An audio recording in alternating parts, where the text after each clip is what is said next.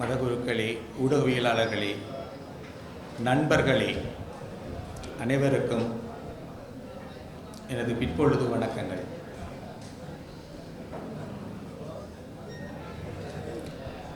அண்மையில் தமிழகத்தில் மூத்த கம்யூனிஸ்ட் தலைவராகிய நெல்லகண்டு உயிர் நீத்தார். அவரை தமிழக முதல்வர் வாழ்நாள் போராளி என்று அழைத்தார். அவருக்கு ஒரு அஞ்சலி கூட்டம் அண்மையில் யாழ்ப்பாணத்தில் ஒழுங்கு செய்யப்பட்டது. அதை உரையாற்றியவரும் அந்த நிகழ்வை ஒழுங்குபடுத்தியவருமாகிய தமிழ் தேசிய பசுமை இயக்கத்தின் தலைவர் ஐங்கரநேசன் ஒரு விடயத்தை சுட்டிக்காட்டினார். நெல்லகண்டுவை வாழ்நாள் போராளி என்று அழைக்கிறோம், ஆனால் எங்களில் ஒரு பகுதியினரை முன்னாள் போராளிகள் என்று அழைக்கிறோம். இது தவறு. முன்னாள் போராளிகள் என்று ஒருவரும் இல்லை, அப்படி அழைக்க முடியாது என்று சொன்னார். அது சரி. கடந்த 16 ஆண்டுகளுக்கு மேலாக வலியுறுத்தப்பட்டு வருகிற ஒரு விடயம். ஆனால் போராளிகளே அவ்வாறு தங்களை முன்னாள் போராளிகள் என்று அழைக்க காண்கிறோம். போராளி என்பது ஒரு பதவி அல்ல, அது ஒரு காலம் வகித்த பின் விடுவதும் அல்ல. போராளித்துவம் என்பது கட்டாயமாக ஆயுதம் ஏந்திய போராளியாகத்தான் இருக்க வேண்டும் என்றும் இல்லை. ஒரு இயக்கத்தில் இருந்தால்தான் அவர் போராளியாக இருக்க வேண்டும் என்றும் இல்லை. சிறுமை கண்டு பொங்கினாலே அது போராட்டம்தான். சிறுமை கண்டு கொதித்தெழுந்தாலே அது போராளித்துவம் தான். போராளியாக இருப்பவர் ஒரு அமைப்புக்குள் இருக்கணும் என்றும் கிடையாது. போராளியாக இருப்பவர் என்றால் கட்டாயம் ஆயுதம் ஏந்தியவராகத்தான் இருக்க வேண்டும் என்றும் இல்லை. இதோ நாங்கள் பூபதி அம்மாவை நினைவு கூர்கிறோம். 30 நாட்கள் அவர் உண்ணாமல் இருந்தார். அவர் ஒரு குடும்ப பெண். அவர் இயக்கத்தில் இருக்கவில்லை, பயிற்சி பெறவில்லை. அவர் எந்த இயக்க ஒழுக்கத்துக்குள்ளாலையும் வரையில ஆதரவாளர்.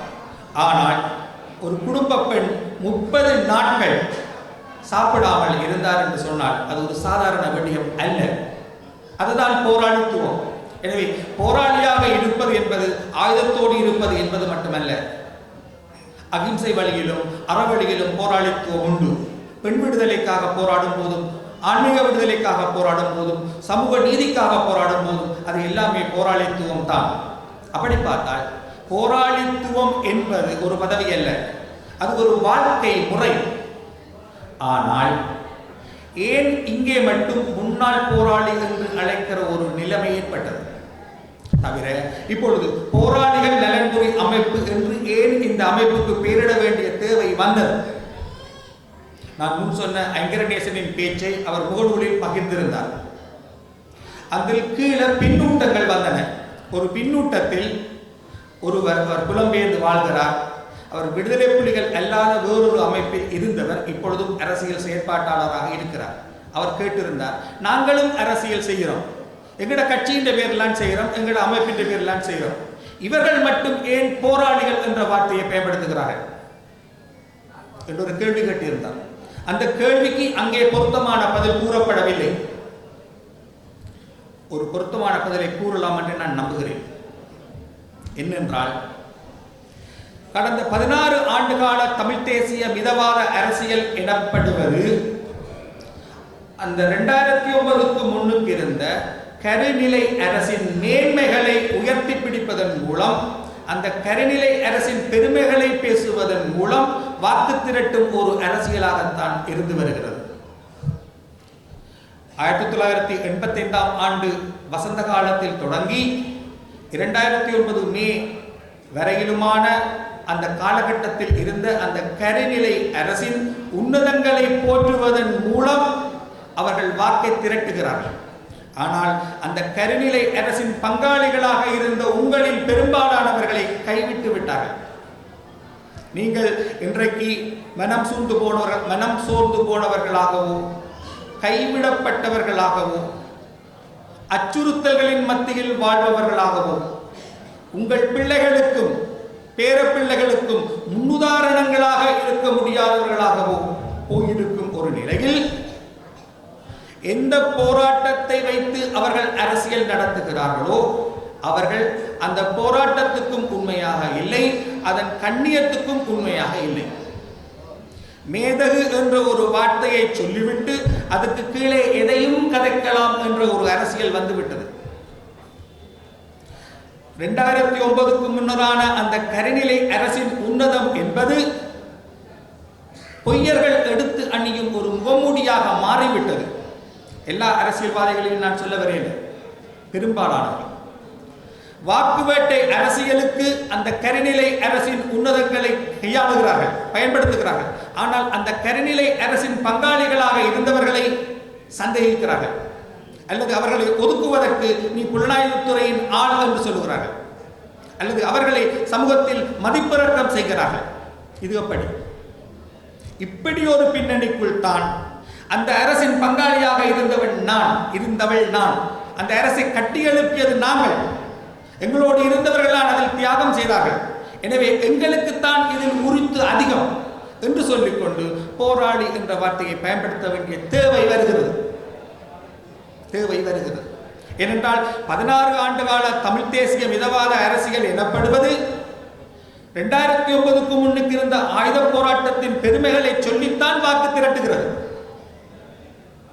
ஒவ்வொரு கார்த்திகை மாதத்திலும் துயிலு இல்லங்களில் மக்கள் கூடுகிறார்கள், கண்ணீர் விடுகிறார்கள். இந்த கண்ணீர் எல்லாம் யாருக்கு வாக்காக போய் சேர்கிறது? இந்த கண்ணீரை யார் வாக்காக்குகிறார்? யார் வாக்கு ஆக்குகிறார்? இந்த இடத்தில் தான் இதன் உண்மையான வாரிசு யார், அந்த தியாகத்தின் உண்மையான தொடர்ச்சி யார் என்று நிரூபிக்க வேண்டிய தேவை அதில் பங்காளிகளாக இருந்தவர்களுக்கு ஏற்படுகிறது. அதனால் தான் போராளி என்ற வார்த்தையை அழுத்தி சொல்ல வேண்டி வருகிறது. இப்படி ஒரு பின்னணிக்குள் தான் போராளிகள் நலன்புரி அமைப்பு, போராளிகள் அமைப்பு என்று சொல்ல வேண்டி வருகிறது. இதுக்குள்ளதான் முன்னாள் போராளி என்ற வார்த்தையும் வருகிறது.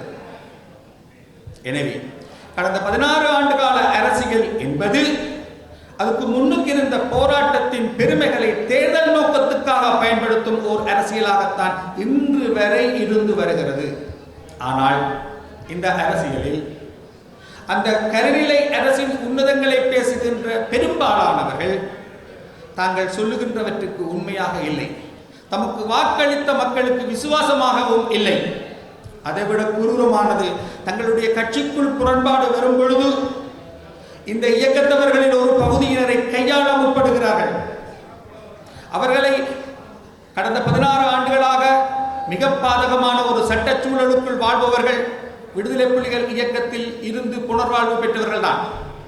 நான் திரும்ப திரும்ப எழுதியிருக்கிறேன், இலங்கை தீவிலேயே த மோஸ்ட் வல்னரபிள், ஆங்கிலத்தில் சொன்னால் மிகவும் தற்காப்பிழந்த, மிகவும் எப்பொழுதும் பாதிக்கப்படக்கூடிய ஒரு தரப்பாக இருப்பது அந்த இயக்கத்தில் இருந்து 2009க்கு பின் பொதுவாழ்வுக்கு வந்தவர்கள்.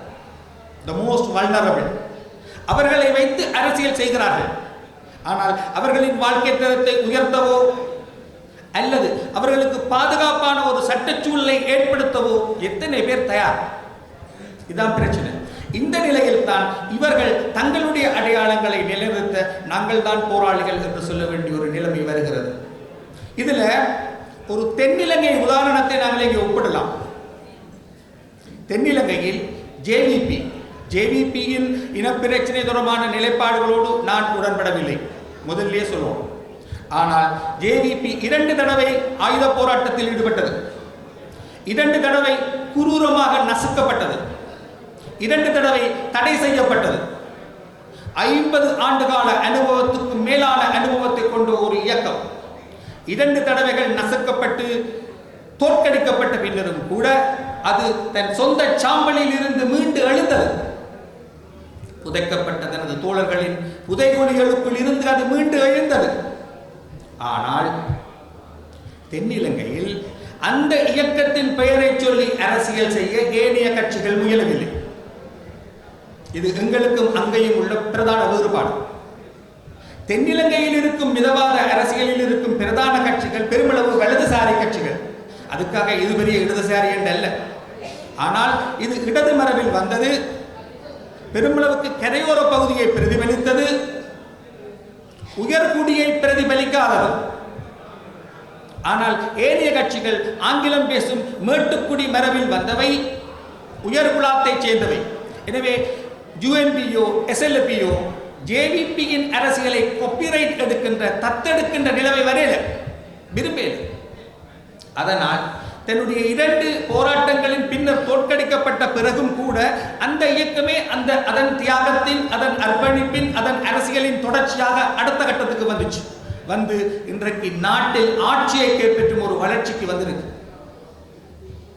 ஆனால் விடுதலை புலிகள் இயக்கத்தைச் சேர்ந்தவர்களை பொறுத்தவரை 2009க்கு பின் அந்த அமைப்பின் தியாகங்களையும் அர்ப்பணிப்புகளையும் வீரத்தையும் காப்பிரைட் எடுப்பதற்கு நிறைய பேர் உண்டு. ஒரு மூத்த போராளி சொல்வார், டொய்லெட்டுக்கு நின்றவன், பின்வளவில் நின்றவன், ரோட்டில் நின்றவன் எல்லாம் சாமியரைக்க நின்றவன் மாதிரி கதைக்கிறான். இந்த நிலைமை எங்க இருந்து வருது என்றால், அப்படி கதைச்சாத்தான் வாக்கு திரளும் அல்லது டொலர் திரளும், வாக்கு திரளும் அல்லது பணம் திரளும் என்று. ஆனால் அங்கே அந்த அமைப்போடு நின்று காலை கொடுத்து, கையை கொடுத்து, படிப்பை கொடுத்து, காதலை கொடுத்து, இன்ன பிறவற்றை கொடுத்தவர்களுக்கு வாழ்வில்லை. அதனால் அவர்கள் தங்களை போராளிகள் என்று சொல்ல வேண்டி வந்தது. இந்த பின்னணிக்குள் திரும்பி நாங்கள் அதை ஒப்பீட்டுக்கு வருவோம். ஜேவிபி 2 அழிவுகளில் இருந்தும் மேலே எழும்புது. அதை காப்பிரைட் எடுப்பதற்கு தென்னிலங்கையில் எந்த ஒரு கட்சியும் முயலவும் மாட்டார்கள். 2ம் வேறு ஒழுக்கம். அதனால் ஜேவிபி வெகு சாவகாசமாக 2018ஆம் ஆண்டு தன்னை என்பிபியாக உருமாற்றிக் கொண்டது. நாங்கள் கற்றுக்கொள்ள வேண்டிய ஒரு பாடம். ஜேவிபியை நான் ஏற்கல. என்பிபியின் அரசியலிலும் எனக்கு உடன்பாடு இல்லை, இன பிரச்சனை தொடர்பில். ஆனால் அது ஒரு இந்த பிராந்தியத்தில் மட்டுமல்ல, இந்த உலகத்துக்கு அதில் கற்றுக்கொள்ள பாடம் உண்டு. 2 தடவைகள் நசுக்கப்பட்ட ஒரு அமைப்பு 2018இல் சிவில் அமைப்புகளோடு இணைந்து 20க்கும் குறையாத அமைப்புகள் இணைந்து ஒரு புதிய கட்டமைப்பாக தன்னை பண்புருமாற்றம் செய்து கொள்கிறது. பண்புருமாற்றமா இல்லையானதையும் பிறகு பார்ப்போம். செய்து கொண்டு தேர்தலுக்கு வருகிறது. முதல் தேர்தலில் தோல்வி, 2வது தேர்தலில் 3/2 பெரும்பான்மையோடு இன்றைக்கு நாட்டின் ஆட்சியை கைப்பற்றியிருக்கிறது. இந்த உதாரணம் கூட தமிழ் மக்களாகிய நாங்கள் கொடுத்த உதாரணம் தான். தமிழ் மக்கள் பேரவையும் ஏறக்குறைய இதே உதாரணம் தான், கட்சிகளும் மக்கள் அமைப்பும். ஆனால் துயரம் என்னவென்றால், தமிழ் மக்கள் பேரவையை முன்னெடுத்தது ஒரு மக்கள் இயக்கம் அல்ல. அதனால் ஒரு கட்டத்துக்கு பிறகு தேர்தல் என்று வரைக்க, தேர்தலை எதிர்கொள்ள வேண்டிய நிலைமை வரைக்க தமிழ் மக்கள் பேரவை அப்படியே சோர்ந்து போயிட்டு. இதுதான் பொது வேட்பாளர்களுடைய நிலைமை. சிவில் அமைப்புகள் எப்பொழுதும் தளர்வானவை, இறுக்கமானவை அல்ல. அரசியல் இயக்கம் என்பது உருகி பார்த்து இறுக்கமான அரசியல் கட்டமைப்பை கொண்டிருக்கிறது. ஒரு அரசியல் இயக்கம் அரசியலை முன்னெடுப்பதற்கும் சிவில் இயக்கங்கள் முன்னெடுப்பதற்கும் இடையில் பெரிய வேறுபாடு இருக்கு. அப்ப சிவில் இயக்கங்களின் தளர்வான கட்டமைப்பு ஒரு கட்டத்துக்கு மேலே இயங்க முடியாது. ஆனால் அரசியல் இயக்கம் தொடர்ந்து இயங்கும். அதுவும் அரை நூற்றாண்டு அனுபவத்தை கொண்ட 2 தடவை சாம்பலில் இருந்து எழுந்த ஜேவிபி அதை வெற்றிகரமாக செய்தது. அதன் விளைவாக முதலாவது ஜனாதிபதி தேர்தலில் என்பிபி பின்னடைவை கண்டாலும் 2வது முறை அபாரமான வெற்றி பெற்றது. எனவே இதிலிருந்து ஆயுத போராட்டத்துக்கு பின்னரான அரசியலை வடிவமைக்கும் பொழுது, அந்த புதிய மிதவாத அரசியலுக்கான புதிய சிந்தனைகளை நோக்கி செல்லும் பொழுது கற்றுக்கொள்ள வேண்டிய பாடம் தென்னிலங்கையிலேயே இருக்கு. எங்களுக்கு அதில் உடன்பாடு இல்லாத அம்சங்கள் இருக்கலாம். ஆனால் சில குறிப்பிடத்தக்க முன்னுதாரணங்கள் உண்டு. அந்த முன்னுதாரணத்தின் அடிப்படையில் தான் அடுத்த கட்டத்துக்கு போக முடியும். ஆயுத போராட்டத்தையும் மிதவாத ஜனநாயக போராட்டத்தையும் ஒப்பிட முடியாது. 2மே 2 வேறு ஒழுக்கங்கள். 2டையும் ஒரே அளவுகோல்களுக்குள்ளால் அணுக முடியாது. ஆயுத போராட்டத்தின் தியாகத்தையும் மிதவாத அரசியலின் அர்ப்பணிப்பையும் ஒன்றோடு ஒன்று ஒப்பிட முடியாது. 2ம் வேறு. அது மிகவும் நூதனமானது. அது முழு உலகத்துக்கும் ஒரு புதிய அனுபவமாக கிடைத்தது. அதையும் இந்த மிதவாத அரசியலையும் ஒப்பிட முடியாது. இந்த 2டையும் ஒப்பிடுவதே பிரச்சனை. இப்பொழுது எங்களுக்கு முன் திறக்கப்பட்டிருப்பது ஒரு தேர்தல் மைய அரசியல். அந்த தேர்தல் மைய அரசியலில் எப்படி களமாடப் போகிறீர்கள் என்பதை தீர்மானியுங்கள் நண்பர்களே. ஒரு துயரமான கசப்பான உண்மையை நான் முதலில் சொல்லிக்கொண்டு அடுத்த கட்டத்துக்கு போகலாம். என்னென்னு சொன்னால், நல்லகண்ணுவில் தொடங்கினான். தமிழ் வாக்காளர்களுக்கு நல்ல கண்ணுக்களை தெரிவதில்லை, கெட்ட கண்ணுகள் தான் தெரிகிறார்கள். நல்ல கண்ணுகள் வாழ்நாள் போராளி என்று செத்த பிறகு விருது கொடுக்கும். ஆனால் வாழுங்காலத்தில் நல்ல கண்ணு ஒரு நாள் கூட தமிழகத்தில் தெரிவு செய்யப்படவில்லை. 101 வயசு, எவ்வளவு துயரம்! நல்ல கண்ணுகள் எமது தமிழ் கூறும் நல்லுலகின் கண்களுக்கு தெரிவதில்லை, கெட்ட கண்ணுகள் தான் தெரியும். கொஞ்சம் அரை நல்ல கண்ணுகள் தெரியும், அல்லது நல்ல நல்ல கெட்ட கண்ணுகள் தெரியும், அல்லது கெட்ட நல்ல கண்ணுகள் தெரியும். தூய நல்ல கண்ணுகளை நாங்கள் ஒரு காலமும் தேர்தலில் கொண்டு வருவதில்லை. ஏன்? இது நல்ல கண்ணுக்கு மட்டுமல்ல. இந்தியாவில் மணிப்பூர் மாநிலத்தில் இரோம் சர்மிளா என்ற பெண் 6 ஆண்டுகள் தன் மக்களுக்காக சாகும் வரை உண்ணாவிரதம் இருந்தார். 1 இல்ல 2 இல்ல 6 ஆண்டு. மணிப்பூரில் கொண்டு வரப்பட்ட ஒரு சட்டத்தை எதிர்த்து அந்த பெண் சாகும் வரை உண்ணாவிரதம் இருந்த பொழுது அவரை காப்பாற்ற வேண்டிய தேவையில் மணிப்பூர் அரசு அவருக்கு செயற்கையாக உணவை ஏற்றி பாதுகாத்தது 6 ஆண்டுகள். அவரை மணிப்பூரின் இரும்பு பெண் என்று சொல்வார்கள். ஆனால் அவர் 6 ஆண்டுகளின் பின் உண்ணாவிரதத்தை முடித்துக் கொண்டு தேர்தலுக்கு வந்தார். மிக குரூரமாக நிராகரிக்கப்பட்டார். கட்டுப்பணம் கூட கிடைக்கல. மணிப்பூரின் இரும்பு பெண்ணை மணிப்பூர் மக்கள் நிராகரித்து விட்டார். 2வது உதாரணம். 3வது உதாரணம், இன்றைக்கு இருக்கிற NPP அரசாங்கம் அரகலிய என்று அழைக்கப்படுகின்ற தன்னெழுச்சி போராட்டங்களின் விளைவு. ஆனால் இந்த JVP அல்லது NPP அரகலியவின் பிரதான கதாபாத்திரம் அல்ல. அந்த கோட்டா கோகவ என்று அழைக்கப்பட்ட அந்த கிராமமும் உட்பட அன்றைக்கு நடந்த அந்த தன்னெழுச்சி போராட்டங்களின் பின்னணியில் இருந்த அமைப்புகள் வேறு. இந்த அமைப்புகள் அனைத்தும் ஒன்றிணைந்து குடை சின்னத்தின் கீழ் போட்டியிட்டன. சிங்கள மக்களுக்கும் நல்ல கண்ணுக்களை தெரியவில்லை, நிராகரித்து விட்டார். ஆனால் அந்த அரகலியவின் கனிகளை தனக்கேட்டாற் போல ஹைஜாக் பண்ண தெரிந்த JVP இன்றைக்கு அரசுக்கு வந்துவிட்டது. இதிலிருந்து கற்றுக்கொள்ள வேண்டும். அதாவது அரகலியவின் கனிகளை JVP ஹைஜாக் பண்ணிட்டு என்னென்று தெரியுமா? அரகலிய போராட்டத்தின் அடித்தளமாக இருந்தவர்களுக்கு தேர்தல் மொழியில் பேச முடியவில்லை. தங்கள் போராட்டத்தின் கனிகளை தேர்தல் மொழியில் மொழிபெயர்க்க தெரியவில்லை. ஆனால் JVP அதை செய்தது, NPP அதை செய்தது. தேர்தல் மொழியில் அவர்கள் வெற்றி பெற்றார்கள். அதனால் அந்த வெற்றியை அவர்கள் ஹைஜாக் பண்ணினார்கள். இன்றைக்கு நாட்டின் அரசாங்கமாக வந்து விட்டார்கள். எனவே தேர்தல் மொழியில் வெற்றி பெற வேண்டும். நான் போராளி என்று சொல்வது ஒரு பேனரில் எழுதுகிற வார்த்தை மட்டும் அல்ல. அதைவிட ஆழமான பொருளில் அது ஒரு வாழ்க்கை முறை. கடந்த 16 ஆண்டுகளாக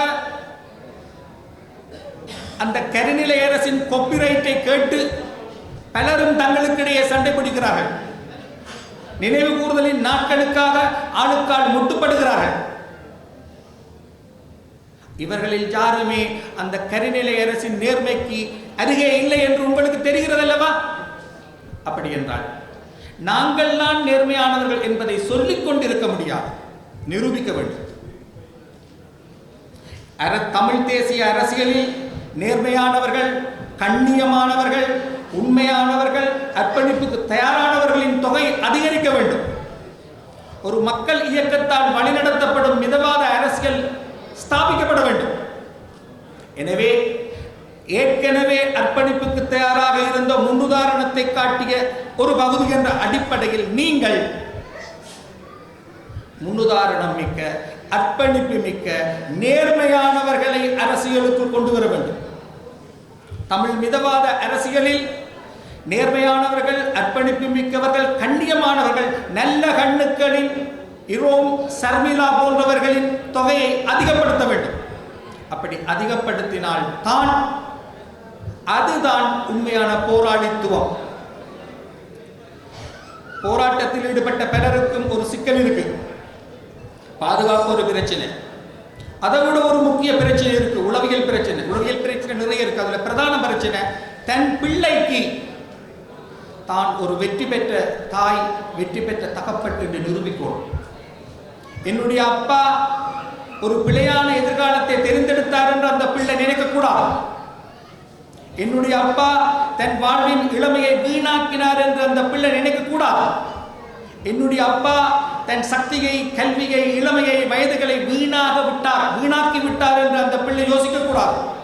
என்ற அப்பா ஒரு உன்னதமான விஷயத்துக்காக தான் போனவர் என்பதை அந்த பிள்ளை உணர வேண்டும். பிள்ளைகளுக்கு முன் வெற்றி பெற்ற பெற்றோராக எழ வேண்டும் என்றால் தமிழ் தேசிய அரசியலில் கண்ணியமும் நேர்மையும் மிக்க முன்னுதாரணங்களை நீங்கள் உருவாக்கலாம். அப்படிப்பட்ட ஒரு அரசியல் தடத்தை உருவாக்க வேண்டும். கவனியுங்கள், தமிழ் மக்களின் ஆயுத போராட்டம் 3 படைகளை கொண்டிருந்தது. கடல், வான், தரை. ஆனால் 3 களமும் ஒன்றல்ல. கடலில் சண்டை உங்களுக்கே தெரியும். கடலில் சண்டை செய்வது போல் தரையில் செய்ய முடியாது. அதுபோல வானத்தில் செய்ய முடியாது. அப்படித்தான் ஆயுத போராட்ட அரசியல் வேறு, மிதவாத அரசியல் வேறு. தேர்தல் அரசியல் என்பது வேறு ஒழுக்கம். சண்டை செய்தது போல இதை செய்ய முடியாது. எப்படி ஜேவிபி அரகலியவின் கனிகளை தேர்தல் மேடைகளில் வெற்றிகரமாக மொழிபெயர்த்ததோ அப்படி அந்த கரிநிலை அரசின் சாதனைகளை தேர்தல் மேடைகளில் மொழிபெயர்க்க வேண்டும். அதை தேர்தல் வெற்றிகளாக மாற்றுவதற்குரிய தேர்தல் தந்திரங்களை, தேர்தல் தொழில்சார் திறன்களை வளர்த்துக் கொள்ள வேண்டும். இது மிக முக்கியம். ஒவ்வொரு களமும் அதுக்கேயான தனித்துவத்தை கொண்டிருக்கிறது என்ற அடிப்படையில் தேர்தல் களத்துக்குரிய ஒழுக்கத்தை கற்றுக்கொள்ள வேண்டும்.